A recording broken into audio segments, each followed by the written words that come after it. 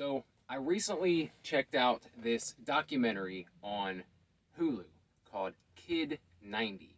And I think I had heard mention of it before, but I had no idea what it was until I read the description and found out that it was a documentary put together by Soleil Frye, who, if you don't know, she played Punky Brewster, was like her biggest role, right, in the mid to late 80s as a child actor. And then she went on to do some other roles throughout some horror films like Pumpkinhead and stuff like that throughout the 90s. But kind of always been referenced as kind of a wild child, and a lot of the child actors of the time kind of were, and a lot of them knew each other, a lot of them hung out together, a lot of these Hollywood kids who were in the child acting scene ended up becoming friends. That's what they related around. The fact that they were in the business together, and it was really interesting because she has compiled throughout her life, like throughout all of that, all the child acting, all that stuff, like behind the scenes, she was filming everything, like on camcorders. Like she was filming fun with her friends. She was filming nights out on the town. She was filming like, her and her friends tripping on mushrooms. Like it's so cool that she still has all this stuff. Like, don't so many of us wish that we had kind of footage to look back on, at least for ourselves. Maybe not for other people to see, right? Not to put out there for the world to see, but to look back on yourself. How cool would that be? Well, she recorded everything, and it is an awesome watch. You get to basically see her childhood from the time she started acting until later into her late teens, maybe early 20s.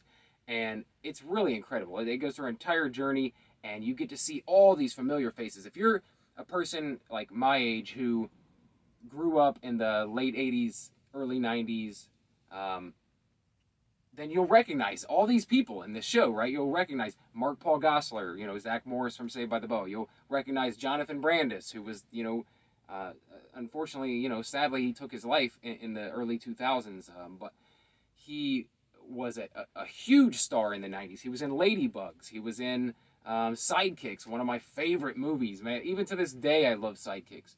But just all of these characters, all these actors, all these child actors, all these people who were on the cover of Teen Beat and gracing our television screens for the decade between 85 and 95. And it was just so cool to see. It was like this peer into this world, like this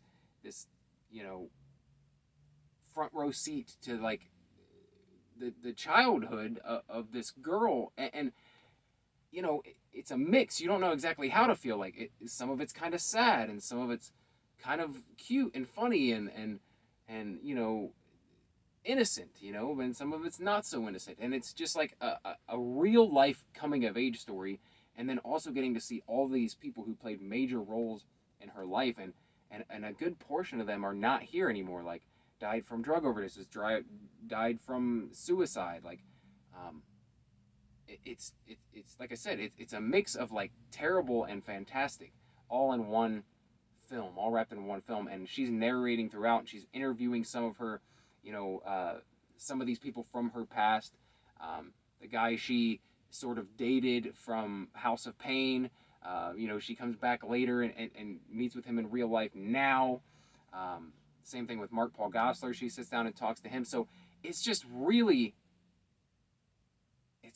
a fun watch, and I highly recommend it. If maybe not for everyone, but definitely for people who would recognize these names that I'm saying, the people who grew up in the 80s or 90s and would recognize these people. I think you're going to enjoy this little trip down memory lane, and getting to see behind the scenes what it's really like to be a child actor, what it's really like to be a person in the spotlight.